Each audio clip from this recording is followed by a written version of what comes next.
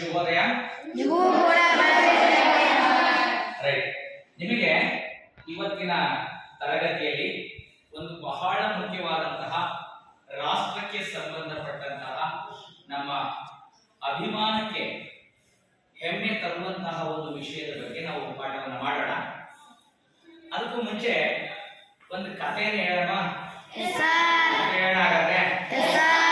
Right. ನಮ್ಮ ಭಾರತದಲ್ಲಿ ಯಾವ ವ್ಯಕ್ತಿಗಳನ್ನ ಅತ್ಯಂತ ಗೌರವದಿಂದ ಕಾಣ್ತೀವಿ ನಾವು?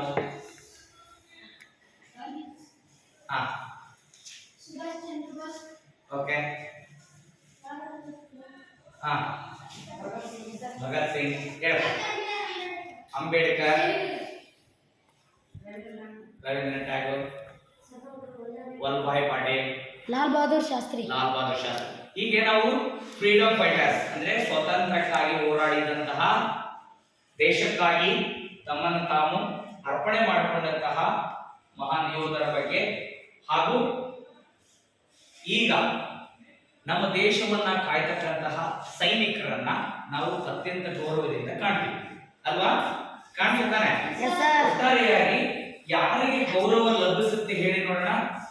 ಸೈನಿಕರಿಗೆ. ಯಾರಿಗೆ ಲಭಿಸುತ್ತೆ ಅಂದ್ರೆ ತನ್ನ ವೈಯಕ್ತಿಕ ಹಿತಾಸಕ್ತಿಯನ್ನ ಬದಿಗಿಟ್ಟು ಸಮಾಜದ ಒಳಿತಿಗಾಗಿ ಸದಾ ಅರ್ಪಣೆ ಮಾಡಿಕೊಳ್ತಕ್ಕಂತ ವ್ಯಕ್ತಿಗಳಿಗೆ ಯಾವಾಗಲೂ ಕೂಡ ಗೌರವ ಸಿಗುತ್ತೆ. ಒಪ್ಕೊಳ್ತೀರಾ? ಸಿಗುತ್ತಲ್ವಾ? ಅದೇ ನಿಟ್ಟಿನಲ್ಲಿ ನಮ್ಮ ಭಾರತದ ಪ್ರತಿಯೊಬ್ಬ ನಾಗರಿಕನು ಕೂಡ ಹೆಮ್ಮೆ ಪಡುವಂತಹ ಒಬ್ಬ ಸೈನಿಕನ ಬಗ್ಗೆ ಒಂದು ಕಥೆಯನ್ನು ಹೇಳ್ತೀವಿ. ಒಬ್ಬ ಸೈನಿಕನ ಕಥೆ. ನಮ್ಮ ಭಾರತ ದೇಶದಲ್ಲಿ 1962ರಲ್ಲಿ ಒಂದು ಘಟನೆ ನಡೆಯುತ್ತೆ. ಏನು ಘಟನೆ ನಡೆಯುತ್ತೆ ಹೇಳಿ ನೋಡೋಣ? 1962ರಲ್ಲಿ, ಅದು 99ರಲ್ಲಿ ನಡೆದಿದ್ದು. 1962ರಲ್ಲಿ ಹೇಳ್ತಾ ಇದ್ದೀನಿ. ಹುಕ್ಕಲ್ ಹುಡುಕ್ಬೇಡಿ, ಹುಕ್ಕಲ್ ಹುಡುಕಿದ್ರೆ ಸಿಗಲ್ಲ ಅದು. ನಿಮ್ ಹುಕ್ಕಲ್ಲಿರೋ ಕಥೆ ಅಲ್ಲ ಅದು.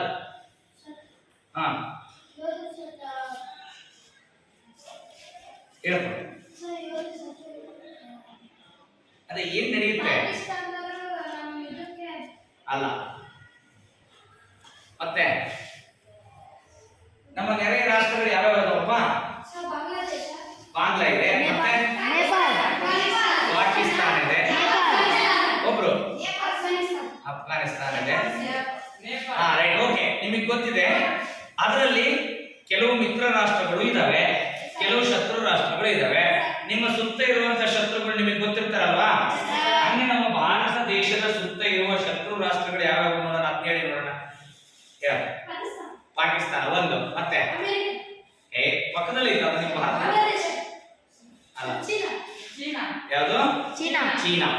1962ರಲ್ಲಿ ಚೀನಾ ಮತ್ತೆ ಭಾರತದ ನಡುವೆ ಒಂದು ಯುದ್ಧ ನಡೆಯುತ್ತೆ. ಬಹಳ ಘೋರ ಯುದ್ಧ ಇರ್ತದೆ ಅದು. ಯಾಕೆಂದ್ರೆ ಚೀನಾ ಅತ್ಯಂತ ಆಧುನಿಕ ಉಪಕರಣಗಳನ್ನ ಹೊಂದಿರ್ತದೆ. ಗೊತ್ತಾಯ್ತಾ?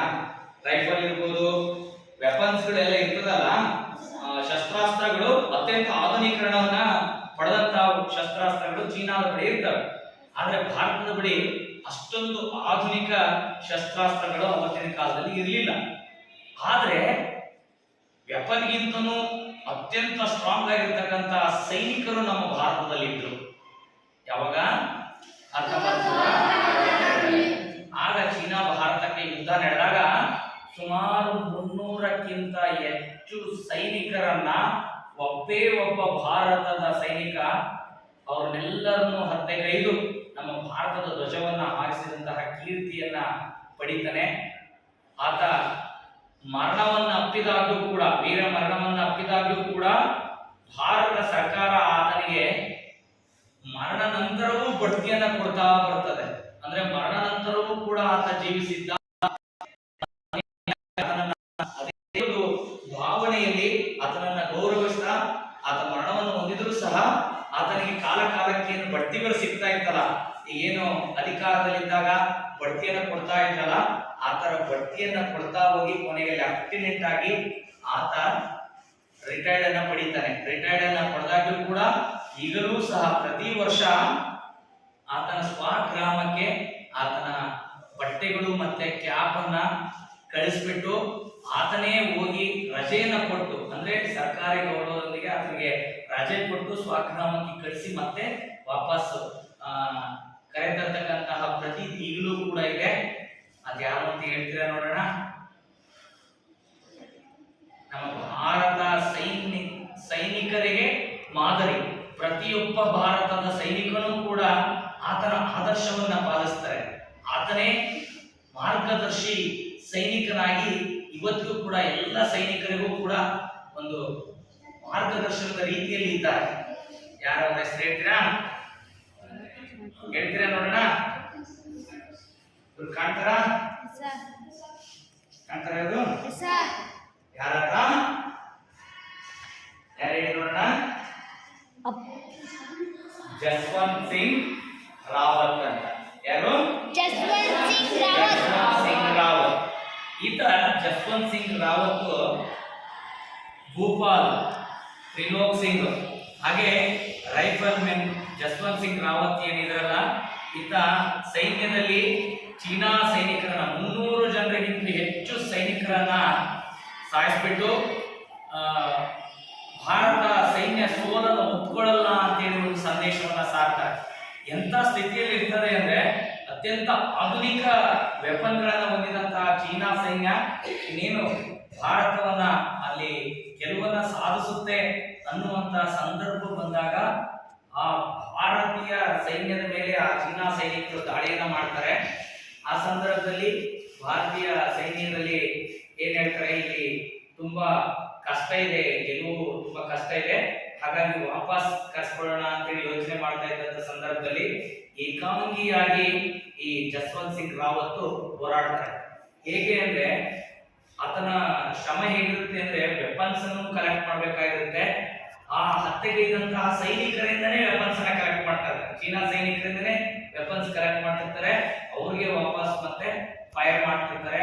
ಅದೇ ರೀತಿ ಮಾಡ್ತಾ ಮಾಡ್ತಾ ಮಾಡ್ತಾ ಚೀನಾದ ಸೈನಿಕರಿಗೆ ಯಾವ ರೀತಿ ಕಂಗಾಲು ಆಗಾಗ ಮಾಡಿರ್ತಾರೆ ಅಂದ್ರೆ, ಚೀನಾ ಸೈನಿಕರು ಏನಂತ ಹೇಳಿರ್ತಾರೆ, ಮೋಸ್ಟ್ಲಿ ನಮಗೆ ಇಷ್ಟೊಂದು ಪ್ರತಿರೋಧ ಬರ್ತಾ ಇದೆ ಅಂದ್ರೆ ದೊಡ್ಡ ಸೈನ್ಯನೇ ಇರ್ಬೇಕು ಮೋಸ್ಟ್ಲಿ ಅಂತ ಅನ್ಕೊಂಡಿರ್ತಾರೆ ಚೀನಾ ಸೈನಿಕರು. ಆದ್ರೆ ಒಬ್ಬ ವ್ಯಕ್ತಿ ಇದನ್ನ ಮಾಡ್ತಾ ಇದ್ದಾನೆ ಅಂತ ಗೊತ್ತಾದಾಗ ಚೀನಾ ಸೈನಿಕರು ತುಂಬಾನೇ ಬಹಳ ಭಯ ಪಡ್ತಾರೆ. ಅಂದ್ರೆ ಇಷ್ಟೊಂದು ಅಗಾಧ ದೇಶ ಪ್ರೇಮ ಇದೆಯಲ್ಲ ಈತನಿಗೆ ಅಂತೇಳಿ ಚೀನಾ ಸೈನಿಕರೇ ಹೊಗಳಿಬಿಟ್ಟು ಭಾರತದ ಸೈನ್ಯಕ್ಕೆ ರಾವತ್ ಅವರಿಗೆ ಅವರ ಬಗ್ಗೆ ಏನು ಗುಣಗಾನ ಮಾಡ್ತಾರೆ. ಅಂದ್ರೆ ಒಬ್ಬ ವಿರೋಧಿಯಿಂದನೂ ಕೂಡ ಗುಣಗಾನ ಮಾಡಿಸ್ಕೊಳ್ತಕ್ಕಂಥ ಸಾಮರ್ಥ್ಯ ಯಾವ ವ್ಯಕ್ತಿಗೆ ಇರ್ತದಲ್ಲ, ಆತ ತುಂಬಾ ಸಾಮಾನ್ಯ ವ್ಯಕ್ತಿ ಆಗಿರೋದಿಲ್ಲ, ಅಂದ್ರೆ ತುಂಬಾ ದೊಡ್ಡ ವ್ಯಕ್ತಿ ಆಗಿರ್ತಾನೆ ಅಲ್ವಾ. ಆ ರೀತಿಯಾದಂತಹ ಸಾಧನೆಯನ್ನ ಜಸ್ವಂತ್ ಸಿಂಗ್ ರಾವತ್ ಅವರು 1962ರಲ್ಲಿ ಮಾಡ್ತಾರೆ. ಈಗಲೂ ಸಹ ಅಲ್ಲಿ ಜಸ್ವಂತ್ ಸಿಂಗ್ ರಾವತ್ ಅವರ ನೆನಪಿಗೋಸ್ಕರ ಅವರ ಒಂದು ದೇವಸ್ಥಾನವನ್ನ ಕಟ್ಟಿದ್ದಾರೆ. ಪ್ರತಿಯೊಬ್ಬ ಭಾರತೀಯ ಸೈನ್ಯನೂ ಕೂಡ ಆತನ ಮಾದರಿಯಲ್ಲಿ ಆತನ ಆದರ್ಶಗಳನ್ನ ಪಾಲನೆ ಮಾಡ್ತೀನಿ ಅಂತೇಳಿ ಶಬ್ದವನ್ನು ಮಾಡ್ತಾರೆ. ಯಾಕೆಂದ್ರೆ ಆ ರಾವತ್ ಅವರು ಮಾಡಿದಂತ ಸಾಧನೆ ಆ ರೀತಿಯಾಗಿರ್ತದೆ. ಅವರು ಮಾಡಿದಂತ ದೇಶ ಪ್ರೇಮ, ಅವರಲ್ಲಿರ್ತಕ್ಕಂಥ ದೇಶ ಪ್ರೇಮ ಆ ರೀತಿಯಾಗಿ ಮಾಡ್ತಾರೆ. ಅಂದ್ರೆ ಭಾರತ ಮಾತೆಯನ್ನ ಅವರು ತುಂಬಾನೇ ಪ್ರೀತಿಸ್ತಾ ಇರ್ತಾರೆ ಅಲ್ವಾ. ಆ ಒಂದು ಪ್ರೀತಿ ಅವರಿಗೆ ಆ ರೀತಿಯಾಗಿ ಮಾಡಲಿಕ್ಕೆ ಪ್ರಚೋದನೆಯನ್ನ ನೀಡ್ತಾರೆ ಅಲ್ವಾ. ನಿಮಗೆ ಬೇರೆ ಏನೋ ಮಾಡ್ತಾ ಇರಲಿ, ಆದ್ರೆ ದೇಶ ಪ್ರೇಮ ಅಂದ ತಕ್ಷಣ ಎಲ್ಲರಿಗೂ ಕೂಡ ಸಂತೋಷ ಆಗುತ್ತಲ್ವಾ. ದೇಶ ಅಂದ ತಕ್ಷಣ ಎಲ್ಲರಿಗೂ ಸಂತೋಷ ಆಗುತ್ತಲ್ವಾ. ನಾವು ನಮ್ದು ಗೆಲ್ಬೇಕು, ನಾವು ತುಂಬಾ ಪ್ರಬುದ್ಧರಾಗಿ ಬೆಳೆಯಬೇಕು ಅಂತ ಎಲ್ಲರಿಗೂ ಅನ್ಸುತ್ತಲ್ವಾ. ರೈಟ್. ಆ ನಿಟ್ಟಿನಲ್ಲಿ ನಮ್ಮ ಭಾರತದ ಸೈನಿಕರು ಒಂದು ಕೈ ಮೇಲಿರ್ತಾರೆ ಅಲ್ವಾ. ಅಂತಹ ಒಬ್ಬ ಆದರ್ಶ ವ್ಯಕ್ತಿ ದೇಶ ಪ್ರೇಮವನ್ನ ಮೆರೆದಂತಹ ಕಥೆಯನ್ನ ಕೇಳಿದ್ವಿ. ಇದರಿಂದ ಏನ್ ಗೊತ್ತಾಗುತ್ತೆ ನಿಮಗೆ? ಇದರಿಂದ ಏನಾಗ್ತಾ ಇತ್ತು?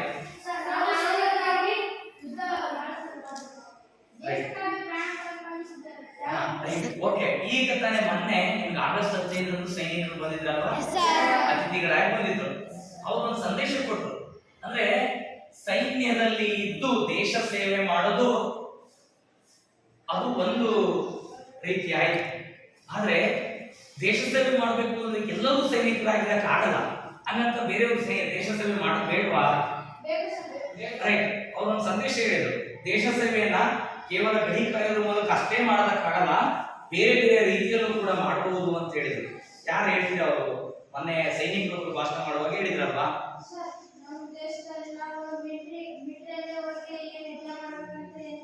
ಹಾ. ನಮ್ಮ ಮನೆ ಪಕ್ಕದಲ್ಲಿ ಕಸ ಇದ್ರೆ ಕಸ ತೆಗೆದಾಕಿದ್ರೆ ಅದು ದೇಶ ಪ್ರೇರಣೆ. ಹೌದು, ಇದಕ್ಕೆ ಇರೋದು ರಾಷ್ಟ್ರೀಯ ಭಾವೈಕ್ಯತೆ ಅಂತ. ನಾವು ಇವತ್ತು ಮಾಡ್ಬೇಕಾಗಿರೋ ಪಾಠ ಯಾವುದು? ರಾಷ್ಟ್ರೀಯ ಭಾವೈಕ್ಯತೆ. ಅಂದ್ರೆ ಕೇವಲ ನಾವು ಗಡಿಯನ್ನ ಕಾಯ್ತಾ ಯುದ್ಧ ಮಾಡಿದ್ರಷ್ಟೇ ದೇಶ ಪ್ರೇಮ ಅಲ್ಲ. ನಮ್ಮ ದೇಶದ ಬಗ್ಗೆ ನಮಗೇನಾದ್ರು ಕಿಂಚಿತ್ತು ಅಭಿಮಾನ ಇದ್ರೆ, ನಮಗೇನಾದ್ರು ಕಾಳಜಿ ಇದ್ರೆ, ದೇಶದ ಪ್ರಗತಿಗೆ ನಾವು ಕೂಡ ಅಳಿಲು ಸೇವೆಯನ್ನು ಸೇರಿಸ್ಬೇಕಲ್ಲಿ, ಮಾಡ್ಬೇಕು. ಏನ್ ಮಾಡ್ತೀವಪ್ಪ? ಏನ್ ಮಾಡ್ತೀವಿ? ದೇಶದ ಪರಿಸರವನ್ನ ಶುಚಿಯಾಗಿಟ್ಕೊಳ್ಳೋದು, ದೇಶದಲ್ಲಿ ಯಾವುದೇ ಅಹಿತಕರ ಘಟನೆಗಳು ನಡೀಲಿಕ್ಕೆ ನಾನು ಕಾರಣ ಆಗೋದು ಬೇಡ ಅಂತ ಮೊದಲು ನಿರ್ಧರಿಸಬೇಕು. ಆಯ್ತಾ? ಯಾವುದೇ ವ್ಯವಸ್ಥೆಗೆ ಧಕ್ಕೆ ತರುವಂತ ಕೆಲಸವನ್ನ ಮಾಡದೆ ಸದಾ ವ್ಯವಸ್ಥೆಗೆ ಪೂರಕವಾಗಿರ್ತಕ್ಕಂಥ ಕೆಲಸಗಳನ್ನ ಮಾಡ್ತಾ ಹೋಗೋದಿದೆಯಲ್ಲ, ಅದೇ ದೇಶ ಪ್ರೇಮ ಅಲ್ವಾ? ನಿಮಗೀಗ ಶಾಲೆ ಇದೆ, ನಿಮ್ ಶಾಲೆ ತುಂಬಾ ಹೆಸರು ಬರಬೇಕು ಅಂದ್ರೆ ಏನಾಗಬೇಕು? ಸ್ವಚ್ಛವಾಗಿರ್ಬೇಕು, ಜೊತೆಗೆ ಶಿಸ್ತಿನಿಂದ ಇರಬೇಕು, ಜೊತೆಗೆ ಜೊತೆಗೆ ಎಂತ ಶಿಕ್ಷಣ ಇರಬೇಕು? ಒಳ್ಳೆಯ ರೀತಿಯಾದಂತಹ ಎಲ್ಲ ವಿದ್ಯಾರ್ಥಿಗಳು ಕೂಡ ಪೂರಕವಾಗಿ ತನ್ನ ಜೀವನಕ್ಕೆ ಅಳವಡಿಸಿಕೊಳ್ಳುವಂತಹ ಶಿಕ್ಷಣವನ್ನ ಮಾದರಿಯಾಗಿ ನಾವು ಕಲಿತಾ ಕಲಿತಾ ಕಲಿತಾ ಹೋದ್ರೆ ನಮ್ಮ ಶಾಲೆಗೆ ಕೀರ್ತಿ ಬರುತ್ತೆ. ನೀವು ಇಲ್ಲಿ ಬಂದು ವಿದ್ಯಾರ್ಥಿಗಳಾಗಿ ಶಿಕ್ಷಣವನ್ನು ಪಡೆಯೋದಕ್ಕೆ ಒಂದು ಅರ್ಥ ಬರುತ್ತೆ ಅಲ್ವಾ? ಹಾಗಾಗಿ ನಾವು ದೇಶ ಸೇವೆಯನ್ನ ಮಾಡಬೇಕು, ರಾಷ್ಟ್ರ ಭಕ್ತಿಯನ್ನ ನಾವು ಮೈಗೂಡಿಸಿಕೊಳ್ಬೇಕು ಅಂದ್ರೆ ಮೊದಲು ಏನ್ ಮಾಡಬೇಕು? ವ್ಯವಸ್ಥೆಗೆ ಪೂರಕವಾಗುವಂತಹ ಕೆಲಸದಲ್ಲಿ ನಾವು ನಮ್ಮನ್ನ ನಾವು ತೊಡಗಿಸಿಕೊಳ್ಬೇಕು ಅಲ್ವಾ? ಮೊದಲು ಏನ್ ಮಾಡಬೇಕು? ನಾವು ನಮ್ಮ ರೂಮ್ ಅನ್ನ ಶುಚಿಯಾಗಿ ಇಟ್ಕೊಳ್ಬೇಕು, ಪೇಪರ್ ಅನ್ನ ಕಿತ್ತು ಹಾಕಬಾರದು ಅಲ್ವಾ? ನೆಕ್ಸ್ಟ್ ನಮ್ಮ ಸುತ್ತಮುತ್ತಲ ಪರಿಸರವನ್ನ ಶುಚಿಯಾಗಿ ಇಟ್ಕೊಳ್ಬೇಕು ಅಲ್ವಾ? ನಾವು ಪರಿಸರಕ್ಕೆ ಹಾನಿಯನ್ನ ಉಂಟು ಮಾಡಬಾರದು. ಜೊತೆಗೆ ನಮ್ಮ ಸುತ್ತಮುತ್ತಲಿನ ಜನರನ್ನ ನಾವು ತುಂಬಾ ಪ್ರೀತಿಯಿಂದ ಕಾಣಬೇಕು. ಯಾವ ಜನರ ಮಧ್ಯದಲ್ಲಿ ದ್ವೇಷದಿಂದ ನಾವು ಜೀವನವನ್ನ ನಡೆಸಬಾರದು ಅಲ್ವಾ? ಇದು ನಮಗೆ ಪೂರಕ, ಜೊತೆಗೆ ನಮ್ಮ ದೇಶಕ್ಕೆ ಪೂರಕ. ಹೌದಾ? ದೇಶದ ಪ್ರಗತಿಗೆ ಪೂರಕ ಆಗುತ್ತೆ. ಹೌದಾನೆ? ರೈಟ್. ಹಾಗಾದ್ರೆ ನಾವು ಇವತ್ತಿನ ಪಾಠಕ್ಕೆ ಸಂಬಂಧಿಸಿದಂತೆ ದೇಶದ ರಾಷ್ಟ್ರೀಯ ಭಾವೈಕ್ಯತೆಯನ್ನ ಅಂದ್ರೆ ರಾಷ್ಟ್ರದ ಬಗ್ಗೆ ಅಭಿಮಾನವನ್ನ ಸೃಷ್ಟಿ ಮಾಡತಕ್ಕಂತಹ ಕೆಲವು ಅಂಶಗಳು ಬರ್ತದೆ. ಅದರಲ್ಲಿ ರಾಷ್ಟ್ರ ಧ್ವಜ ಮತ್ತೆ ರಾಷ್ಟ್ರಗೀತೆ. ರಾಷ್ಟ್ರ ಧ್ವಜ ಅಂದ್ರೆ ಎಲ್ಲರಿಗೂ ಗೌರವ ಇದೆ ಅಲ್ವಾ? ಇದೆ ಅಲ್ವಾ? ರಾಷ್ಟ್ರ ಧ್ವಜ ಹಾಗೂ ರಾಷ್ಟ್ರಗೀತೆಯ ಬಗ್ಗೆ ನಾವು ಇವತ್ತಿನ ತರಗತಿಯಲ್ಲಿ ನಾವು ತಿಳ್ಕೊಳ್ಳೋಣ. ರಾಷ್ಟ್ರ ಧ್ವಜಕ್ಕೆ ಸಂಬಂಧಿಸಿದಂತೆ ನಿಮಗೆ ರಾಷ್ಟ್ರೀಯ ಭಾವೈಕ್ಯತೆಗೆ ಸಂಬಂಧಿಸಿದಂತೆ ಇವತ್ತಿನ ತರಗತಿಯಲ್ಲಿ ತಿಳ್ಕೊಳ್ಳೋಣ. ರಾಷ್ಟ್ರೀಯ ಭಾವೈಕ್ಯತೆಯನ್ನು ಬೆಳೆಸತಕ್ಕಂತ ಅಂಶಗಳ ಬಗ್ಗೆ ನಾವು ತಿಳ್ಕೊಂಡು ನಂತರ ರಾಷ್ಟ್ರ ಧ್ವಜದ ಇತಿಹಾಸದ ಬಗ್ಗೆ ತಿಳ್ಕೊಳ್ಳೋಣ. ಜೊತೆಗೆ ರಾಷ್ಟ್ರಗೀತೆಯ ಬಗ್ಗೆ ನಾವು ಪರಿಚಯವನ್ನು ಮಾಡ್ಕೊಳ್ಳೋಣ. ಈಗಾಗಲೇ ಇದೆ ನಿಮಗೆ ಅಲ್ವಾ? 6-7ನೇ ತರಗತಿಯಲ್ಲಿ ನೀವು ರಾಷ್ಟ್ರ ಧ್ವಜದ ಬಗ್ಗೆ ಕಲ್ತು ಬಂದಿದ್ದೀರಿ. ಹಾಗೆ ಪ್ರಾಥಮಿಕ ಶಾಲೆಯಿಂದ ಹಿಡಿದು ಅಂದ್ರೆ ನೀವು ಶಾಲಾ ಶಿಕ್ಷಣಕ್ಕೆ ಬಂದ ನಂತರ ಪ್ರತಿದಿನ ಬೆಳಗ್ಗೆ ಪ್ರಾರ್ಥನಾ ತರಗತಿಯಲ್ಲಿ ಪ್ರತಿದಿನ ರಾಷ್ಟ್ರಗೀತೆಯನ್ನ ಹೇಳ್ತೀರಿ. ಹಾಗೆ ಸಾಮಾನ್ಯವಾಗಿ ರಾಷ್ಟ್ರಗೀತೆಯ ಬಗ್ಗೆ ತಿಳ್ಕೊಂಡಿದ್ದೀರಿ. ಓಕೆ, ಒಂದೆರಡು ಹೇಗೆ ತಿಳ್ಕೊಂಡಿದ್ದೀರಿ ಅಂತ ಒಂದೆರಡು ಪ್ರಶ್ನೆ ಕೇಳೋಣ. ಹಾಗಾದ್ರೆ ಕೇಳೋಣ. ಗೊತ್ತಿರೋ ಕೈ ಎತ್ತಬೇಕಷ್ಟೇ. ರಾಷ್ಟ್ರ ಧ್ವಜಕ್ಕೆ ಸಂಬಂಧಿಸಿದಂತೆ ರಾಷ್ಟ್ರ ಧ್ವಜದಲ್ಲಿ ಎಷ್ಟು ಬಣ್ಣ ಇದೆ? ಕೈ ಎತ್ತಿ. ಸುಮ್ಮನೆ ಕೈ ಎತ್ತಿ ಅಂದ್ರೆ ರಾಷ್ಟ್ರ ಧ್ವಜದಲ್ಲಿ ಎಷ್ಟು ಬಣ್ಣಗಳಿದೆ? 1 ಕೈ ಎತ್ತಿಲ್ಲ, 2 ಕೈ ಎತ್ತಿಲ್ಲ. ಹೇಳಕ್ ನೋಡ ನೀನೆ, ಎಷ್ಟು ಬಣ್ಣ ಇದೆ? 3. Very good. ಮತ್ತೆ ಕೈ ಎತ್ತಿಲ್ಲ ಯಾಕೆ? 3 ಬಣ್ಣಗಳಿದೆ. ರೈಟ್. ಓಕೆ. ರೈಟ್. ಓಕೆ, 3 ಬಣ್ಣಗಳಿದೆ. ಅದಕ್ಕಾಗಿನೇ ನಾವು ರಾಷ್ಟ್ರ ಧ್ವಜಕ್ಕೆ ಏನಂತ ಕರಿತೀವಿ? ತ್ರಿವರ್ಣ ಧ್ವಜ ಅಂತೀವಿ. ಹಾಗೆ ಇನ್ನೊಂದು ಹೆಸರಿಂದ ಹೇಳ್ತೀವಿ. ತಿರಂಗ ಅಂತ ಕರೀತೀವಿ. ಏನಂತೀವಿ? ತಿರಂಗ. ತಿರಂಗ. ಓಕೆ, ತಿರಂಗ ಅಂತೀವಿ. ನಿಮಗೆ ಮೊನ್ನೆ ಸ್ವತಂತ್ರ ದಿನಾಚರಣೆ ದಿನ ಗಾಂಧೀಜಿಯವರ ಸಿನಿಮಾ ತೋರಿಸಿದ್ರಲ್ವಾ? ಅದರಲ್ಲಿ ಹಿಂದೆ ಭಾಷಣಗಳು ನಡೀತಾ ಇತ್ತಲ್ಲ, ಗೆಸ್ಟ್ ಮಾತಾಡ್ತಾ ಇದ್ರು, ಹಾಗೆ ಸ್ಪೀಚ್ ಎಲ್ಲ ನಡೀತಾ ಇದ್ದಂತ ಸಂದರ್ಭದಲ್ಲಿ ಹಿಂದೆ ಡಿಸ್ಪ್ಲೇ ಆಗ್ತಾ ಇತ್ತು. ಯಾರು ಗಮನಿಸಿದ್ರಿ? ಹಿಂದೆ ರಾಷ್ಟ್ರಧ್ವಜದ ಇತಿಹಾಸದ ಬಗ್ಗೆ ಡಿಸ್ಪ್ಲೇ ಮಾಡ್ತಾ ಇದ್ವಿ. ಏನ್ ಗಮನಿಸಿದಪ್ಪ ಹೇಳ?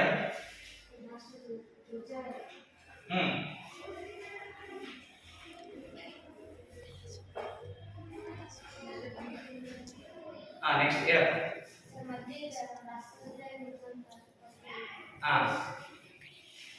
ಮತ್ತೆ ರೈಟ್. ಮತ್ತೇನಾದ್ರು ಗಮನಿಸಿದ? ಅಂದ್ರೆ ಅವನು ಗಮನಿಸಿದ್ದಾನೆ, ನಿಜ, ಅವನು ಹೇಳಿರೋದು ನಿಜ. ನಮ್ಮ ರಾಷ್ಟ್ರಧ್ವಜದ ಕಲ್ಪನೆ ಯಾವಾಗ 1906ರಲ್ಲಿ ಪ್ರಥಮವಾಗಿ ಪ್ರಾರಂಭ ಆಗುತ್ತೆ. 1904ರಲ್ಲಿ ಅಲ್ಲಿ ಮೊನ್ನೆ 4ರಿಂದನೂ ಕೂಡ ಡಿಸ್ಪ್ಲೇ ಮಾಡ್ತಾ ಬಂದು, ಆದ್ರೆ 1906ರಲ್ಲಿ ಅಧಿಕೃತವಾಗಿ ನಾವು ಒಂದು ರಾಷ್ಟ್ರಧ್ವಜವನ್ನು ಇಟ್ಕೋಬೇಕು ಅಂತ ನಿರ್ಧಾರ ಮಾಡ್ತಾರೆ, ಸಮಿತಿ ನಿರ್ಧಾರ ಮಾಡುತ್ತೆ. ಆ ಸಂದರ್ಭದಿಂದ ಇಲ್ಲಿಯವರೆಗೂ ತಿರಂಗ ಅಧಿಕೃತವಾಗಿ ಘೋಷಣೆ ಆಗುವವರೆಗೂ ಸಹ ರಾಷ್ಟ್ರಧ್ವಜಗಳು ಯಾವ ರೀತಿಯಾಗಿ ಸಾಗಬೇಕು, ಯಾವ ಕಲರ್ ಇತ್ತು, ಅದನ್ನೆಲ್ಲ ಯಾಕೆ ಮಾಡ್ತಾ ಬಂದಿದ್ರು ಅಂತೇಳಿ ಅದರ ಇತಿಹಾಸವನ್ನ ಡಿಸ್ಪ್ಲೇ ಮಾಡ್ತಾ ಇದ್ವಿ ಅಲ್ವಾ? ರೈಟ್. ಅದನ್ನ ಮತ್ತೆ ನಿಮಗೆ ಕಂಪ್ಯೂಟರ್ ತರಗತಿಯಲ್ಲಿ ಹೋದಾಗ ಮತ್ತೆ ತೋರಿಸ್ತೀವಿ ಇನ್ನೊಮ್ಮೆ. ಅದನ್ನ ಇನ್ನೊಮ್ಮೆ ನೋಡ್ರಂತೆ. ಈಗ ಧ್ವಜ ಅಂತ ಹೇಳೋದಕ್ಕಾದ್ರೆ ಅದನ್ನ ಯಾಕೆ ಇಟ್ಕೊಳ್ತೀವಿ ನಾವು? ಧ್ವಜ ಯಾಕೆ ಬೇಕು? ಅದಕ್ಕಿಂತ ಸ್ವಲ್ಪ ಹಿಂದೆ ಹೋಗೋಣ. ಧ್ವಜ ಯಾಕೆ ಬೇಕು? ನಮ್ಮ ದೇಶದ ಹೇಳಪ್ಪ. ನಮ್ಮ ದೇಶದ ಹೆಮ್ಮೆಯಿಂದ ನಾವು ಜೀವನವನ್ನು ನಡೆಸಬೇಕು ಅಂತ ಹೇಳ್ತಾನೆ, ಹೌದಾ? ಮತ್ತೆ ಅದರ ಬಿಟ್ಟು ಬೇರೆ ಉತ್ತರ ಯಾರ ಹತ್ರ ಇದೆಯಾ? ಶಾಂತಿ ನೀತಿಯಿಂದ ಒಂದು ಸಂದೇಶ, ಒಂದು ಧ್ಯೇಯವಾಕ್ಯವನ್ನ ಹೇಳಲಿಕ್ಕಾಗಿ ಧ್ವಜ ಬೇಕು ಅಂತ ಹೇಳಿ ಹೇಳ್ತಾ ಇದ್ದಾನೆ. ಮತ್ತೆ ಅದರ ಬಿಟ್ಟು ಬೇರೆ ಏನಾದ್ರು ಹೇಳ್ತೀರಾ? ಕುದುರ ಮತ್ತೆ ಯಾರು ಹೇಳ್ತೀರಾ? ಹಿಂದೆ ರಾಜ ಮಹಾರಾಜರ ಕಾಲದಲ್ಲಿ ಯುದ್ಧಕ್ಕೆ ಹೋಗ್ತಾ ಇದ್ರು ಅಲ್ವಾ? ಕೇಳಿದಿರಾ? ಯುದ್ಧಕ್ಕೆ ಹೋಗುವಾಗ ಏನು ಧ್ವಜ ಹಿಡ್ಕೊಂಡು ಹೋಗ್ತಿದ್ರು ಅಲ್ವಾ?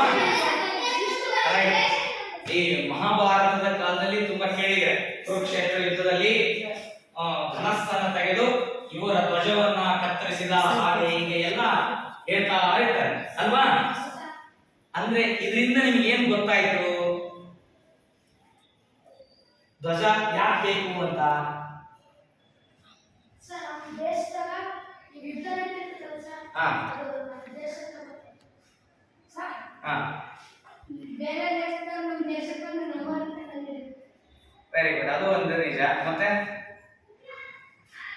ಸರ್, ಇದು ನಮ್ಮ ಜಾಗ. Very good.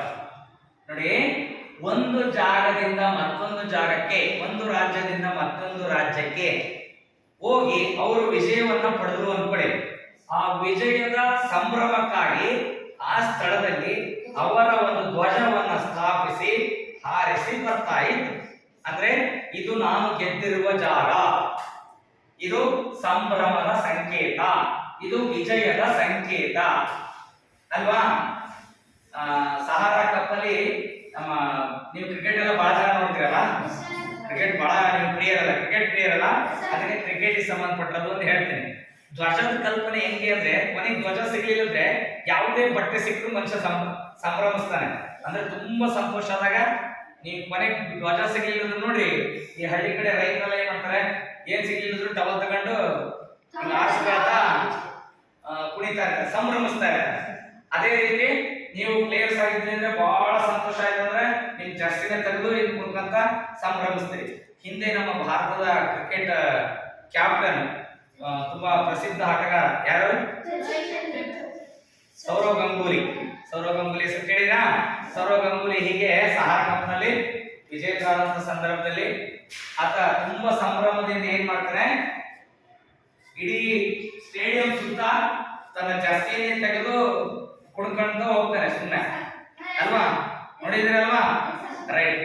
ಹಾಗೆ ಅದು ಒಂದು ಸಂಭ್ರಮ ಆಚರಣೆಯನ್ನ ಮಾಡತಕ್ಕಂತಹ ಒಂದು ಸಿಂಬಲ್ ಅಲ್ವಾ, ಅದು ಒಂದು ಹೆಮ್ಮೆ, ಅವರಿಗೆ ಒಂದು ಹೆಮ್ಮೆಯನ್ನ ನೀಡತಕ್ಕಂತಹ ಒಂದು ಸಂದರ್ಭ ಬರ್ತದೆ ಧ್ವಜದಿಂದ. ಓಕೆ, ಹಾಗಾಗಿ ನಮಗೆ ಧ್ವಜ ಬಹಳ ಮುಖ್ಯ ಅಲ್ವಾ. ಅದು ಮುಂದೆ ಸ್ವಾತಂತ್ರ್ಯ ನಂತರ ಮನುಷ್ಯ ರಾಜರ ಕಾಲದಿಂದ ಮತ್ತೆ ಬರ್ತಾನೆ, ಆಗ ದೇಶಗಳಾಗಿ ಅವನ್ನೆಲ್ಲ ವಿಂಗಡಿಸ್ತಾ ಹೋಗ್ತೀವಿ. ಆಗ ಪ್ರತಿ ದೇಶಗಳಿಗೂ ಒಂದೊಂದು ಧ್ವಜವನ್ನ ಮಾಡಿಕೊಳ್ಳೋದು ಪ್ರತೀತಿ ಇದೆ. ಅದು ಆಯಾ ದೇಶದ ಒಂದು ಹೆಮ್ಮೆ. ಧ್ವಜ ಅನ್ನೋದು ಅವರ ಹೆಮ್ಮೆ. ಆ ಧ್ವಜದಿಂದ ನಮ್ಮ ರಾಷ್ಟ್ರೀಯ ಭಾವೈಕ್ಯತೆಯನ್ನ ಭಾವನಾತ್ಮಕವಾಗಿ ರಾಷ್ಟ್ರದ ಜನತೆಯನ್ನ ಕಟ್ಟಿ ಹಾಕಬಹುದು ಅಲ್ವಾ. ಧ್ವಜ ಅನ್ನೋ ಒಂದೇ ಕಾನ್ಸೆಪ್ಟ್ ಇಟ್ಕೊಂಡು ನಾವೆಲ್ಲರನ್ನು ಭಾವನಾತ್ಮಕವಾಗಿ ಕಟ್ಟಿ ಹಾಕಬಹುದು ತಾನೆ. ಅಂದ್ರೆ ಧ್ವಜ ಅನ್ನೋದು ನಮ್ಮ ಹೆಮ್ಮೆ ಅಲ್ವಾ. ಅದು ನಮ್ಮ ಭಾರತದ ತಿರಂಗ, ತ್ರಿವರ್ಣ ಧ್ವಜ. ಇದರ ಇತಿಹಾಸವನ್ನ ನಾವು ನೋಡ್ತಾ ಹೋಗೋಣ. ಮೊದಲಿಗೆ ಇಲ್ಲಿ ಗಮನಿಸಿ, 1906ರಲ್ಲಿ ಇಲ್ಲಿ ಕಾಣ್ತಾ ಇದೆಯಲ್ವಾ, ಈ ರೀತಿಯಾಗಿದ್ದಂತಹ ಧ್ವಜ ಇತ್ತು. ಓಕೆ, ನೋಡಿದ್ರಲ್ವಾ? ನಿಮಗೆ ಮತ್ತೆ ವಿಡಿಯೋ ಕ್ಲಾಸ್ ಎಲ್ಲ ಹಾಕಿ ತೋರಿಸ್ತೀನಿ. ಓಕೆ, ನಿಮಗೆ ಕಂಪ್ಯೂಟರ್ ಕ್ಲಾಸ್ ಯಾವತ್ತಿರ್ತದೆ ಹೇಳಿ, ಅವತ್ತು ಸೋಮವಾರ. ರೈಟ್, ಸೋಮವಾರ ನಿಮಗೆ ಹಾಕಿ ತೋರಿಸ್ತೀನಿ. ನೆಕ್ಸ್ಟ್ 1907ರಲ್ಲಿ ಈ ರೀತಿಯಾದಂತಹ ಧ್ವಜ ಇತ್ತು. ನಂತರ 1917ರಲ್ಲಿ ಈ ರೀತಿಯಾದಂತಹ ಧ್ವಜ ಇತ್ತು. 1921ರಲ್ಲಿ ಈ ರೀತಿಯಾದಂತಹ ಧ್ವಜ ಇತ್ತು. ಹಾಗೆ 1931ರಲ್ಲಿ ತ್ರಿವರ್ಣ ಧ್ವಜದ ಮಧ್ಯದಲ್ಲಿ ಚರಕ ಇರುವಂತಹ ಧ್ವಜ ಇತ್ತು. ಹಾಗೆ 1947ರಲ್ಲಿ ಈಗ ನಾವು ಧ್ವಜ ಏನಿದೆ ತಿರಂಗ, ಅದು ಅಧಿಕೃತವಾಗಿ ಘೋಷಣೆ ಮಾಡಲಾಗ್ತದೆ. 1947ರ ತ್ರಿವರ್ಣ ಧ್ವಜವನ್ನ ಯಾವ ದಿನದಂದು ಅಂಗೀಕರಿಸಲಾಯಿತು? ಅಲ್ಲ, ಮತ್ತೆ ಅಲ್ಲ,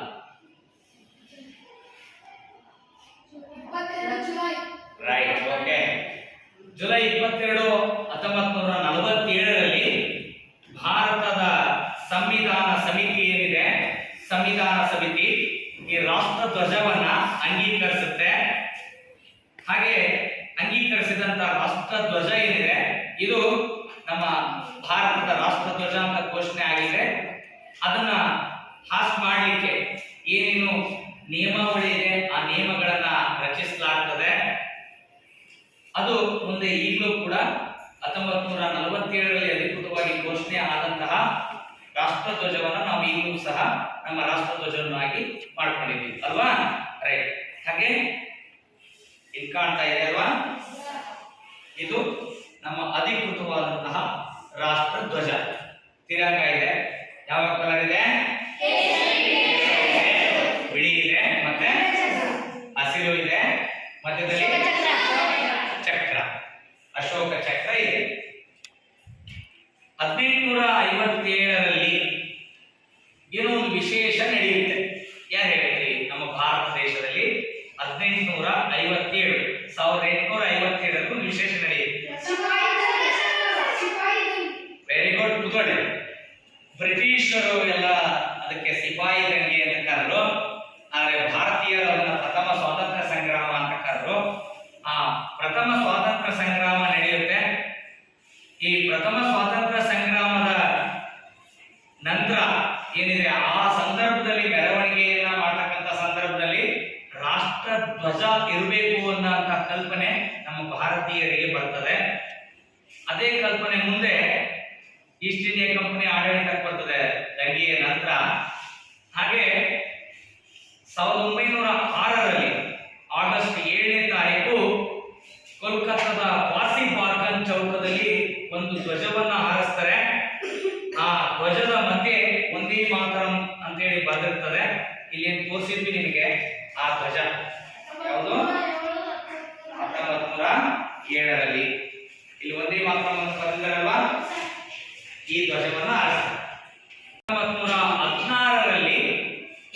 ವೆಂಕಯ್ಯ, ಬೆಂಗಾಲಿ ವೆಂಕಯ್ಯ, ಆಂಧ್ರ ಪ್ರದೇಶದವರು, ನಮ್ಮ ಪಕ್ಕದ ರಾಜ್ಯ ಆಂಧ್ರ ಪ್ರದೇಶ ಇದೆಯಲ್ಲಪ್ಪ, ಆಂಧ್ರ ಪ್ರದೇಶದವರು. ಅವರು ಸುಮಾರು ಒಂದು 30 ಮಾದರಿ ಧ್ವಜಗಳನ್ನು ತಯಾರು ಮಾಡ್ತಾರೆ. ಅಂದ್ರೆ 30 ರೀತಿಯಾದಂತಹ ಧ್ವಜಗಳನ್ನ ಅವರು ತಯಾರಿಸ್ತಾರೆ. ತಯಾರಿಸಿಬಿಟ್ಟು ಗಾಂಧೀಜಿಯವರಿಗೆ ಸಲಹೆಯನ್ನ ಪಡೆಯಲಿಕ್ಕೆ ಗಾಂಧೀಜಿಯವರಿಗೆ ಅದನ್ನ ಒಪ್ಪಿಸ್ತಾರೆ, ಆ ಧ್ವಜಗಳನ್ನು. ಈ ರೀತಿಯಾಗಿ ನಾನು 30 ಮಾದರಿಯ ಧ್ವಜಗಳನ್ನು ಮಾಡಿದ್ದೇನೆ, ಇದರಲ್ಲಿ ಯಾವುದಾದ್ರೂ ರಾಷ್ಟ್ರ ಧ್ವಜವನ್ನಾಗಿ ಮಾಡಬಹುದೇ ಅಂತೇಳಿ ಗಾಂಧೀಜಿಯವರಿಗೆ ಅದನ್ನು ಕೊಡ್ತಾರೆ. ಗಾಂಧೀಜಿಯ ಸಲಹೆ ಮೇರೆಗೆ ಮತ್ತೊಂದು ಈ ಧ್ವಜದಲ್ಲಿ ಸ್ವಲ್ಪ ಸೇರ್ಪಡೆಯನ್ನ ಮಾಡ್ತಾರೆ.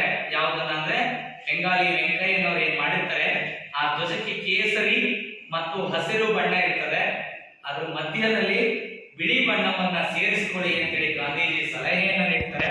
ಆ ಸಲಹೆಯಂತೆ ಭಾರತದ ತ್ರಿವರ್ಣ ಧ್ವಜದಲ್ಲಿ ಬಿಳಿ ಬಣ್ಣವನ್ನ ಸೇರಿಸ್ಬಿಟ್ಟು ನಂತರ ಪ್ರಗತಿಯ ಸಂಕೇತವಾಗಿ ಸಾರನಾಥದ ಅಶೋಕ ಚಕ್ರವನ್ನ ಸೇರಿಸಬೇಕು ಅಂತೇಳಿ ಆ ಅಶೋಕ ಚಕ್ರವನ್ನ ಸೇರಿಸ್ತಾರೆ. ಅದು ಮುಂದೆ ಅಧಿಕೃತವಾದಂತಹ ರಾಷ್ಟ್ರ ಧ್ವಜವಾಗುತ್ತೆ. ಓಕೆ, ಇಷ್ಟು ನಿಮಗೆ ರಾಷ್ಟ್ರ ಧ್ವಜದ ಬಗ್ಗೆ ಗೊತ್ತಿರಲಿ. ಹಾಗೆ ರಾಷ್ಟ್ರ ಧ್ವಜದ ಬಗ್ಗೆ ಆ ಬಣ್ಣಗಳು ಏನೇನು ನಮಗೆ ಸೂಚಿಸುತ್ತದೆ ಅಂತೇಳಿ ಇವಾಗ ಹೇಳ್ತೀರಾ ನೋಡೋಣ. ಹೇಳಿ. ಕೇಸರಿ ಬಣ್ಣ ತ್ಯಾಗ, ಶೌರ್ಯ, ಹಾ ಬಿಳಿ ಬಣ್ಣ ಶಾಂತಿ, ಆಯ್ತು, ಒಂದು ಹೇಳಿ. ಕೇಸರಿ ಏನು ಸೂಚಿಸ್ತದಪ್ಪ? ತ್ಯಾಗ, ಶೌರ್ಯ. ರೈಟ್, ಕೇಳಿಸ್ಕೊಂಡ್ರೆ ಎಲ್ಲರೂ? ಹೇಳ, ನೀನ್ ಹೇಳ. ಕೇಸರಿ ಬಣ್ಣ ಏನನ್ನ ಸೂಚಿಸ್ತದೆ? ಈಗ ತಾನೇ ಹೇಳಿದ್ರು. ಹೇಳಪ್ಪ ನೀನು. ತ್ಯಾಗ, ಶೌರ್ಯ. ತ್ಯಾಗ ಮತ್ತೆ ಬಲಿದಾನ, ಅಭಿಮಾನ ಇದನ್ನ ಸೂಚಿಸ್ತದೆ. ತ್ಯಾಗವನ್ನ ಸೂಚಿಸ್ತದೆ, ಶೌರ್ಯವನ್ನ ಸೂಚಿಸ್ತದೆ. ಕೇಸರಿ ಯಾವುದರ ಪ್ರತೀಕವಾಗಿದೆ? ತ್ಯಾಗದ ಪ್ರತೀಕ, ಶೌರ್ಯದ ಪ್ರತೀಕ, ಬಲಿದಾನದ ಪ್ರತೀಕ ಕೇಸರಿ. ಓಕೆ, ಬಿಳಿ ಬಣ್ಣ ಕೂತ್ಕೊಳ್ಳೋ. ಶಾಂತಿ, ಸತ್ಯ, ಪರಿಶುದ್ಧತೆಗಳು ಸಂಕೇತ. ಓಕೆ, ಈ ಸಾಮಾನ್ಯವಾಗಿ ನಾವು ಬಿಳಿಯನ್ನ ಶುದ್ಧತೆಗೆ ಹೋಲಿಸ್ತೀವಿ ಅಲ್ವಾ? ಅಂದ್ರೆ ತುಂಬಾ ಪೀಸ್ ಆಫ್ ಮೈಂಡ್ ಇರಬೇಕು ಅಂದ್ರೆ ನಾವು ಶುಭ್ರವಾದಂತಹ ಬಿಳಿ ವಸ್ತ್ರಗಳನ್ನು ಧರಿಸಬೇಕು ಅಂತ ಹೇಳ್ತಾರೆ ಅಲ್ವಾ? ಅಂದ್ರೆ ಯಾವಾಗಲೂ ಕೂಡ ಮನಸ್ಸು ಶಾಂತವಾಗಿರುತ್ತದೆ ಅಂತ. ಒಟ್ಟಾರೆ ಬಿಳಿ ಬಣ್ಣವನ್ನು ನಾವು ಶಾಂತಿಯ ಸಂಕೇತವಾಗಿ ನೋಡ್ತೀವಿ. ಆದ್ರಿಂದ ನಾವು ರಾಷ್ಟ್ರ ಧ್ವಜದಲ್ಲಿನ ಬಿಳಿ ಬಣ್ಣ ಏನನ್ನ ಸೂಚಿಸ್ತದೆ? ಶಾಂತಿಯನ್ನ ಸೂಚಿಸ್ತದೆ, ಸತ್ಯವನ್ನ ಸೂಚಿಸ್ತದೆ, ಹಾಗೆ ಪರಿಶುದ್ಧತೆಯನ್ನ ಸೂಚಿಸ್ತದೆ. ನೆಕ್ಸ್ಟ್ ಹಸಿರು ಬಣ್ಣ. ಹೇಳ ಹೇಳ ನೀನು ಹೇಳ. ಸಮೃದ್ಧಿ, ಪ್ರಾಮಾಣಿಕತೆ, ಸತ್ಯ, ಸಮೃದ್ಧಿ, ಪ್ರಾಮಾಣಿಕತೆ. ಪ್ರಾಮಾಣಿಕತೆ. Okay, very good. ಸಮೃದ್ಧಿ, ಪ್ರಾಮಾಣಿಕತೆ, ಚೈತನ್ಯವನ್ನ ಸೂಚಿಸ್ತದೆ. ಯಾವುದು? ಹಸಿರು ಬಣ್ಣ. ರೈಟ್. ಮಧ್ಯದಲ್ಲಿ ಒಂದು ಚಕ್ರ ಇದೆಯಲ್ಲ, ಅದೇನು? ಪ್ರಗತಿ, ಹಾ, ಪ್ರಗತಿ, ಭಾರತದ ಪ್ರಗತಿಯನ್ನ ಸೂಚಿಸ್ತದೆ. ಆಯ್ತಾ? ದ್ಯೋತಕ ಅಂದ್ರೆ ಏನು? ಸೂಚಿಸ್ತಕ್ಕಂಥ ಪ್ರಗತಿಯನ್ನು ಸೂಚಿಸ್ತದೆ. ಓಕೆ, ಈಗ ನಾನು ಹೇಳಿದವರು ಬರೀಬೇಕು. ಕೇಸರಿ,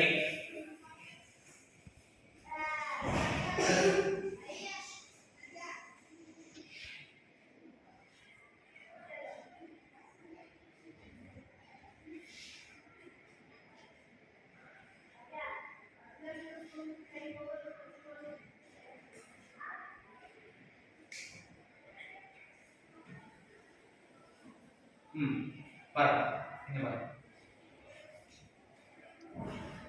ಕೇಸರಿ ಬಣ್ಣ ಏನನ್ನ ಸೂಚಿಸ್ತದೆ? ಬರೀಬೇಕು. ಯಾವುದರಲ್ಲಿ ಕೇಸರಿ? ಇದು ಕೇಸರಿ ಅಲ್ವಾ? ರೈಟ್. ಏನನ್ನ ಸೂಚಿಸ್ತದೆ? ತ್ಯಾಗ, ಶೌರ್ಯ, ಬಲಿದಾನ ಅಲ್ವಾ? ರೈಟ್. ಶೌರ್ಯ ಅಂದ್ರೆ ಗೊತ್ತಿಲ್ಲ.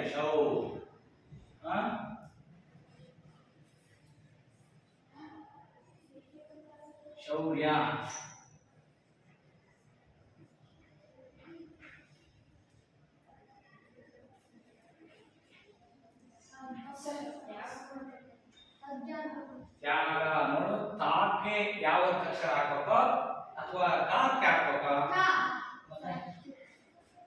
ಅಂತ ಅಭ್ಯಾಸ ಮಾಡ್ಕೋಬೇಕು ನೀವು. Right, okay. ತ್ಯಾಗ ಶೌರ್ಯವನ್ನ ಸೂಚಿಸುತ್ತೆ. ರೈಟ್, ಬಿಳಿ ಬಣ್ಣ ಬರೋಣ. ನೆಕ್ಸ್ಟ್ ತಪ್ಪರಿಯಂಗಿಲ್ಲ ನೀವು ಯಾರು ಬಂದಾಗ. ಬಿಳಿ ಬಣ್ಣ ಏನನ್ನು ಸೂಚಿಸುತ್ತದೆ? ಶಾಂತಿ, ಸತ್ಯ.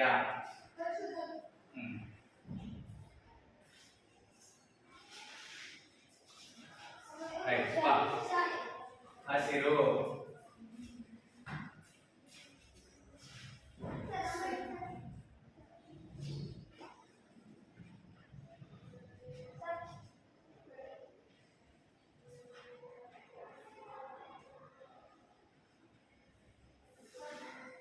ಪ್ರಾಮಾಣಿಕತೆ ಹೆಂಗ್ ಬರೆಯೋದು? ಪ್ರಾಮಾಣಿಕತೆ. ಮಾ ದೀರ್ಘಾಕ್ಷರ ಅಲ್ವಾ? ಮಾ ದೀರ್ಘಾಕ್ಷರ ಅಲ್ವಾ? ಯಾಕೆ ಕತ್ತೆ ಅಲ್ಲ, ಕತೆ. ಪ್ರಾಮಾಣಿಕತೆ.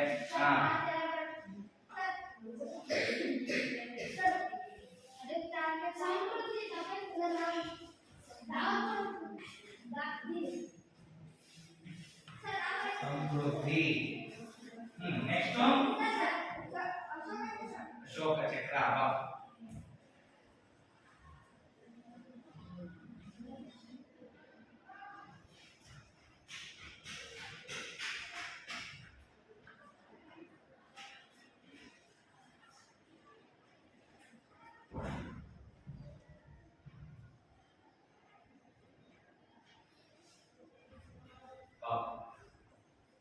Very good. ಓಕೆ, ನಿಮಗೆ ಈ ರಾಷ್ಟ್ರ ಧ್ವಜದ ಬಗ್ಗೆ ಗೊತ್ತಾಯ್ತಲ್ವಾ? ಇನ್ನೊಂದು ಪ್ರಶ್ನೆ ಕೇಳ್ತೀನಿ. ಇದನ್ನ ಯಾವಾಗ ಆರಿಸ್ಬೇಕು, ಯಾವಾಗ ಆಸ್ಟ್ ಮಾಡಬೇಕು? ಹೇಳಿ. ಮತ್ತೆ ಜನವರಿ 26.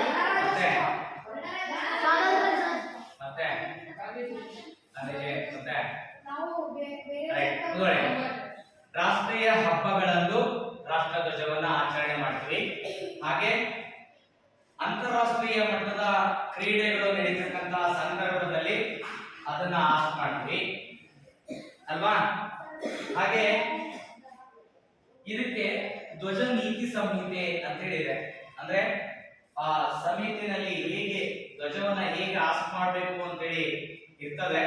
ಭಾರತ ಸರ್ಕಾರ ಯಾವಾಗ ಅದನ್ನ ಸೂಚನೆಯನ್ನ ನೀಡುತ್ತದೆ, ಆದೇಶವನ್ನು ನೀಡುತ್ತದೆ, ಆ ಸಂದರ್ಭಗಳಲ್ಲಿ ಮಾತ್ರ ರಾಷ್ಟ್ರ ಧ್ವಜವನ್ನ ಹಾರಿಸಬೇಕು. ರೈಟ್, ಹೇಗೆ ಹಾರಿಸಬೇಕು? ರಾಷ್ಟ್ರ ಧ್ವಜವನ್ನ ಹೇಗೆ ಹಾರಿಸಬೇಕು? ನೀವು ಮೊನ್ನೆ ರಾಷ್ಟ್ರ ಧ್ವಜವನ್ನ ಹಾರಿಸ್ ಮಾಡುವಾಗ ನೋಡಿದ್ವಲ್ಲ, ಏನ್ ಮಾಡ್ತೀವಿ? ಫಸ್ಟ್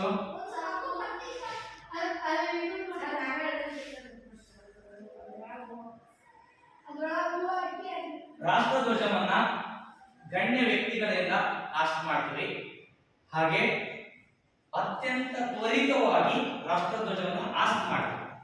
ಅತ್ಯಂತ ನಿಧಾನಗತಿಯಲ್ಲಿ ಡಿ ಆಸ್ಟ್ ಮಾಡ್ತೀವಿ. ನಿಧಾನಗತಿಯಲ್ಲಿ ರಾಷ್ಟ್ರ ಧ್ವಜವನ್ನು ಇಳಿಸ್ತೀವಿ. ಡಿ ಆಸ್ಟಿಂಗ್ ಯಾರು ನೋಡಿದ್ರೆ ಅವತ್ತು 5 ಮುಕ್ಕಲಿಗೆ ವೆರಿ ಗುಡ್. ಅವ್ರಿಗೆ ಗೊತ್ತಿರುತ್ತೆ ಡಿ ಆಸ್ಟಿಂಗ್ ಯಾವ ರೀತಿ ಆಗುತ್ತೆ ಅಂತ. ಯಾವ ರೀತಿ ಆಗ್ತದಪ್ಪ?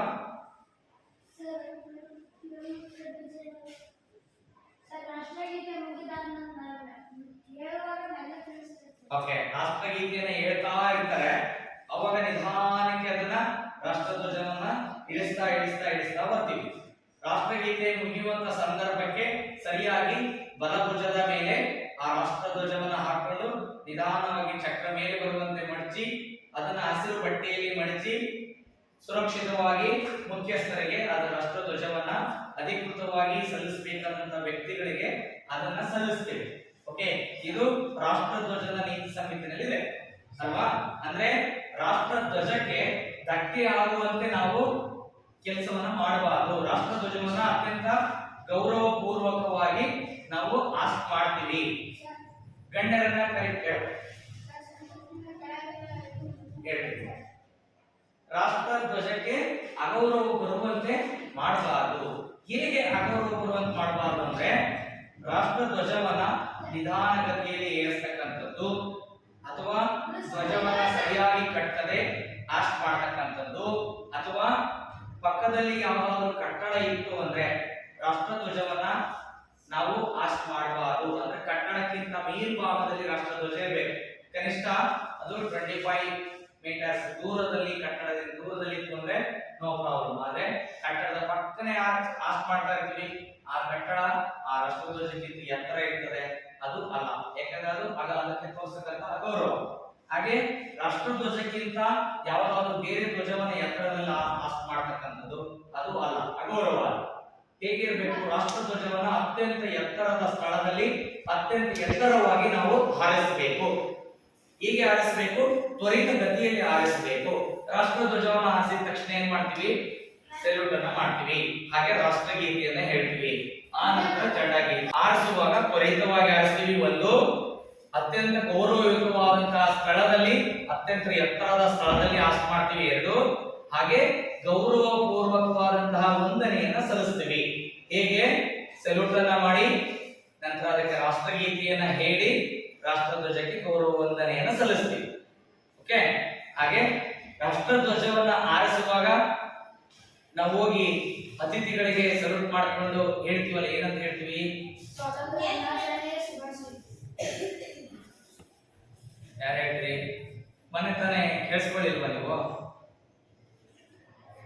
ಹೋಗಿ ಅತಿಥಿಗಳಿಗೆ ಒಪ್ಪಿಗೆಯನ್ನ ತೆಗೆದುಕೊಳ್ತೀವಿ. ಫಸ್ಟ್ ಯಾರು ಗಣ್ಯ ವ್ಯಕ್ತಿಗಳು ರಾಷ್ಟ್ರ ಧ್ವಜವನ್ನ ಹಾರಿಸ್ಲಿಕ್ಕೆ ಬಂದಿರ್ತಾರೆ ಅವರಿಂದ ರಾಷ್ಟ್ರ ಧ್ವಜವನ್ನ ಹಾರಿಸ್ಲಿಕ್ಕೆ ಒಪ್ಪಿಗೆಯನ್ನ ಪಡೆದುಕೊಳ್ತೀವಿ. ಆ ನಂತರ ರಾಷ್ಟ್ರ ಧ್ವಜವನ್ನ ಹಾರಿಸ್ತೀವಿ ಅಲ್ವಾ? ಅತ್ಯಂತ ಗೌರವಯುತವಾಗಿ ಆ ರಾಷ್ಟ್ರ ಧ್ವಜವನ್ನ ಹಾರಿಸ್ತೀವಿ. ಅದೇ ರೀತಿ ಆ ದಿನದ ಸೂರ್ಯಾಸ್ತ, ಸೂರ್ಯಾಸ್ತ ಅಂದ್ರೆ ಮುಳುಗ್ತಕ್ಕಂತ ಸಮಯ. ಆ ದಿನದ ಸೂರ್ಯಾಸ್ತ ಅದರ ಒಳಗಡೆನೆ ಆ ರಾಷ್ಟ್ರ ಧ್ವಜವನ್ನ ಸರಿಯಾದ ಗೌರವದೊಂದಿಗೆ ನಾವು ಡಿಆಸ್ಟಿಂಗ್ ಮಾಡ್ತೀವಿ. ಓಕೆನಾ? ಇಷ್ಟು ರಾಷ್ಟ್ರ ಧ್ವಜಕ್ಕೆ ಸಂಬಂಧಪಟ್ಟಂತ ಮಾಹಿತಿ. ರೈಟ್. ರಾಷ್ಟ್ರ ಗೀತೆ ನಿಮಗೆ ಮಧ್ಯೆ ಮಧ್ಯೆ ಮಧ್ಯೆ ಮಧ್ಯೆ ಕೇಳಿಸ್ಕೊಂಡಿದೆ ಅಲ್ವಾ? ಯಾಕಂದ್ರೆ ರಾಷ್ಟ್ರ ಧ್ವಜವನ್ನು ಹಾರಿಸ್ತೀವಿ ಅಂದ ತಕ್ಷಣ ರಾಷ್ಟ್ರಗೀತೆಯನ್ನು ಹೇಳ್ತೀವಿ. ಹಾಗೆ ಪ್ರತಿದಿನ ಬೆಳಗ್ಗೆ ರಾಷ್ಟ್ರಗೀತೆಯನ್ನು ಹೇಳ್ತೀವಲ್ವಾ? ಎಷ್ಟು ಜನಕ್ಕೆ ಬರ್ತದಪ್ಪ ಕೈ ಹಾಕಿ? ಪ್ರಾಮಾಣಿಕವಾಗಿ ಹೇಳ್ಬೇಕು. ಸರ್ ನನಗೆ ಬರ್ತದೆ ರಾಷ್ಟ್ರಗೀತೆ. Very good. ಇಷ್ಟು ಜನಕ್ಕೆ ರಾಷ್ಟ್ರಗೀತೆ ಬರ್ತದೆ ಅಲ್ವಾ? ಹೇಳಿಸಿ. ಎಷ್ಟು ನಿಮಿಷಕ್ಕೆ ಆಡ್ತೀವಿ ರಾಷ್ಟ್ರಗೀತೆನ? 52 ಸೆಕೆಂಡ್. ತಪ್ಪು ಸರಿನಾ? ತಪ್ಪು ಅನ್ನೋ ಕೈ ಎತ್ತಿ, ಸರಿ ಅನ್ನೋ ಕೈ ಎತ್ತಿ. ನೋಡಿ, ಯಾವ್ದು ಕೈ ಎತ್ತಿಲ್ಲ ಅಂದ್ರೆ ನಿಮ್ಮನ್ನ ಏನಂತ ಸರಿನಾ?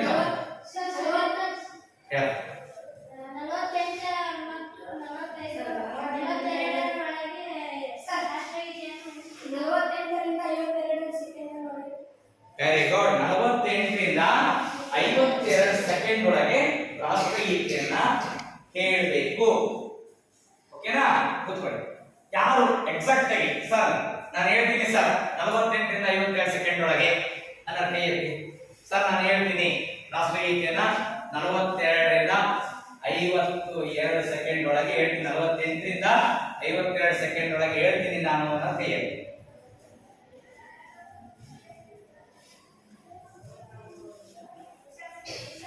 ಸೆಕೆಂಡ್ ನೋಟ್ ಕೇಳ್ತೀರಾ? ನೋಡೋಣ. ಸೆಕೆಂಡ್ ನೋಟ್ ಕೇಳ್ತೀರಾ? ವೇಟ್ ಕೊಡ್ತೀನಿ. ಯಾರ ಹತ್ರ ವಾಚ್ ಇದೆ? ಸೆಕೆಂಡ್ ನೋಡ್ಕೊಳ್ಳಿ.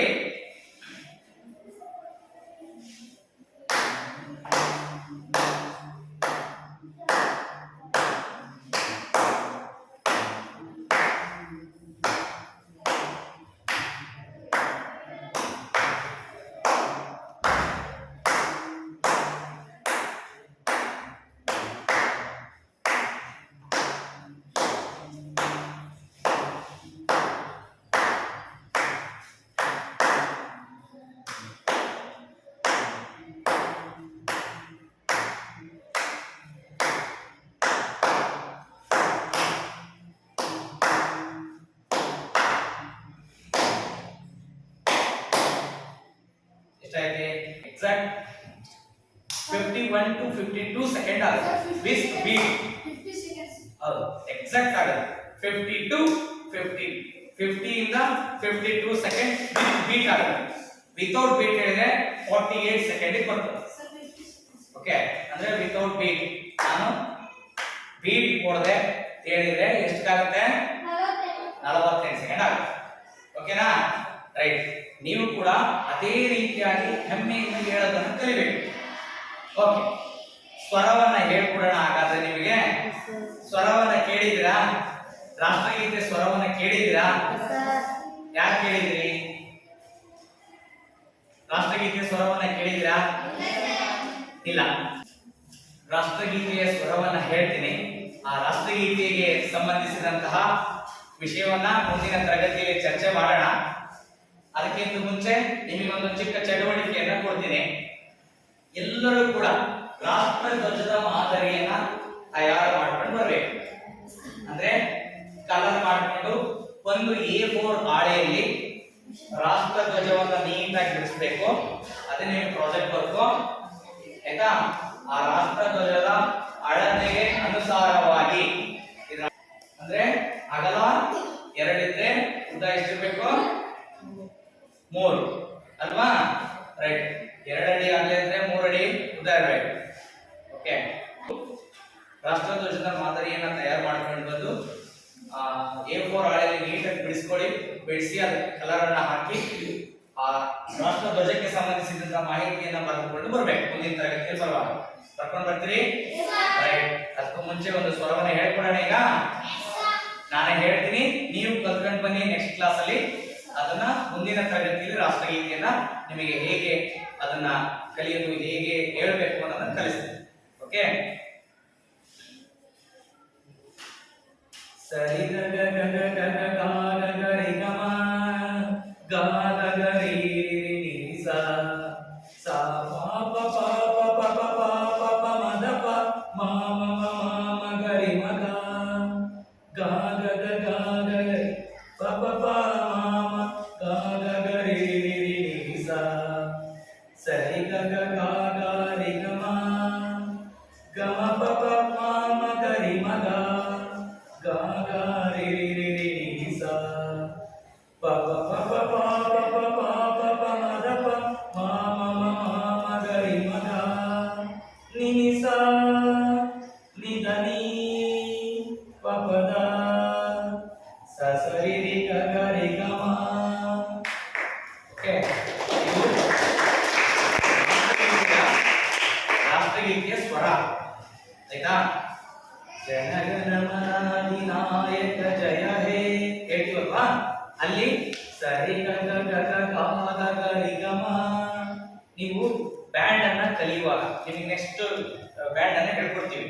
ಓಕೆ, ರಾಷ್ಟ್ರಗೀತೆ ಬ್ಯಾಂಡ್ ಅನ್ನ ಹೇಳ್ಕೊಡ್ತೀವಿ. ಆ ಬ್ಯಾಂಡ್ ನುಡಿಸೋದಿದೆಯಲ್ಲ, ಆ ಬ್ಯಾಂಡ್ ನುಡಿಸ್ಬೇಕು ಅಂದ್ರೆ ಸ್ವರಗಳ ಪರಿಚಯ ಇರಬೇಕು. ಆಯ್ತಾ? ಆ ರಾಷ್ಟ್ರಗೀತೆಯ ಸ್ವರ ಹೇಳಕ್ ಬರ್ಬೇಕು, ಅವಾಗ ನಿಮಗೆ ಬರ್ತದೆ. ಓಕೆ, ಜನಗಣಮನಾಧಿನಾಯಕ ಜಯ ಹೇ ಸರಿ ಗ ಗ ಗ ಗ ಗ ಗ ಗ ರಿ ಗ ಮ. ಇದು ಬರಬೇಕು. Okay, right. ಇದನ್ನ ಮುಂದಿನ ತರಗತಿಯಲ್ಲಿ ನಿಮಗೆ ಹೇಳ್ಕೊಡ್ತೀನಿ. ನೋಟ್ಸ್ ಕೂಡ ಬರೆಸ್ತೀನಿ. ಎಲ್ಲರೂ ಕಂಠಪಾಠ ಮಾಡ್ತೀರಲ್ವಾ? ಒಂದು ಪ್ರಶ್ನೆಯನ್ನ ಕೇಳ್ತೀನಿ, ನಿಮಗೆ ಗೊತ್ತಿದ್ರೆ ಹೇಳಿ, ಇಲ್ಲ ನೆಕ್ಸ್ಟ್ ತಿಳ್ಕೊಂಡು ಬನ್ನಿ. ರಾಷ್ಟ್ರಗೀತೆಗೆ ಸಂಗೀತ ಸಂಯೋಜನೆ ಮಾಡಿದಂತಹ ವ್ಯಕ್ತಿ ಯಾರು? ಬರೆದವರು ಯಾರು? ಸಂಗೀತ ಸಂಯೋಜನೆ ಮಾಡಿದವರು ಯಾರು? ಬರೆದವರು ರವೀಂದ್ರನಾಥ್ ಟ್ಯಾಗೋರ್. ಸರಿ.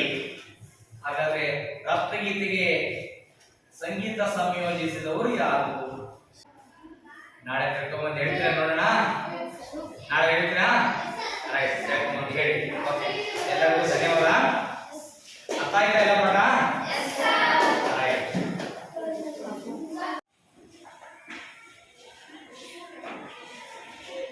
ಅಂದ್ರೆ ನೀವು ರಾಷ್ಟ್ರಗೀತೆಯನ್ನ ಚೆನ್ನಾಗಿ ಕಲ್ತ್ಕೊಂಡು ಬಂದಿರಬೇಕು. ತುಂಬಾ ಸುಮಧುರವಾಗಿ ಯಾರು ಹಾಡ್ತೀರಿ, ಸರಿಯಾದ